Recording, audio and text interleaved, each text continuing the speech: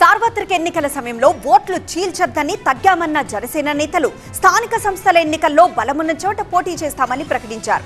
జనసేన కార్యకర్తలకు అండగా పార్టీ బలోపేతమే లక్ష్యంగా పనిచేసి స్థానిక సంస్థల ఎన్నికల్లో అత్యధిక స్థానాలు గెలుస్తామన్నారు మంత్రి నాదెండ్ల మనోహర్. ఆంధ్రప్రదేశ్లో అప్పుడే స్థానిక సంస్థల ఎన్నికల వేడి మొదలైంది. స్థానిక సంస్థల ఎన్నికల్లో జనసేన పోటీ చేసే స్థానాలపై కుండబద్దలు కొట్టారు మంత్రి నాదెండ్ల మనోహర్. సార్వత్రిక ఎన్నికల్లో తక్కువ స్థానాల్లో పోటీ చేసినట్టే స్థానిక సంస్థల ఎన్నికల్లోనూ పోటీ చేస్తారంటూ జరుగుతున్న ప్రచారాన్ని ఖండించారు మంత్రి నాదెండ్ల మనోహర్. సార్వత్రిక ఎన్నికలు వేరు, స్థానిక సంస్థలు వేరన్నారాయన. పవన్ కళ్యాణ్ గారు రాష్ట్ర ప్రజలను దృష్టిలో పెట్టుకుని సార్వత్రిక ఎన్నికలప్పుడు అవసరమైతే మనం తగ్గుదాం, ఏ ప్రాంతంలో మన అభ్యర్థులు ఉన్నారో 2024లో జరిగిన ఎన్నికలు మాత్రం ఓటు చీలనివ్వం అనే మాట ఆయన ఇచ్చినందుకు దాన్ని గౌరవించుకుంటూ ఎక్కడ కూడా పొరపాటు లేకుండా ఆయన నిలబడ్డారు. సో కూటమిలో మేము 4 అడుగులు వెనకేసినా కూడా అది కూటమిలు బలపరచడానికి ఎన్డీఏ భాగస్వాములుగా మేము ఒక బాధ్యతతోటి ముందుకెళ్ళాం తప్ప అది ఈ రోజున కూడా స్థానిక సంస్థల్లో అదే రీతిలో ముందుకెళ్తున్నాను కూడా అది పొరపాటు.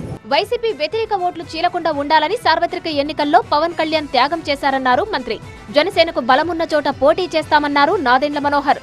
కూటమిని బలోపేతం చేస్తూనే కష్టపడిన పార్టీ కార్యకర్తలకు అవకాశాలు ఇవ్వాల్సి ఉంటుందన్నారు. పవన్ కళ్యాణ్ గారు కోరేది కూడా ఒకటే, యువత ముందుకు రావాలి, మహిళలు ముందుకు రావాలి, రాజకీయంగా అందరికీ మనం చక్కటి అవకాశం కల్పించాలి.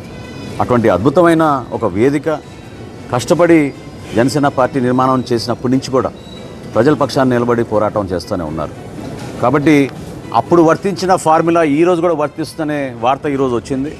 అది కరెక్ట్ కాదు. కూటమి ప్రభుత్వం వచ్చి 2 ఏళ్లు గడుస్తున్నా కాపులకు సంవత్సరానికి 3,000 కోట్లు ఇస్తామన్న హామీ నెరవేర్చలేదన్నారు జనసేన నేత తాతాజీ. స్థానిక సంస్థల ఎన్నికల్లో కాపులకు కోటా కల్పించాలని డిమాండ్ చేశారు.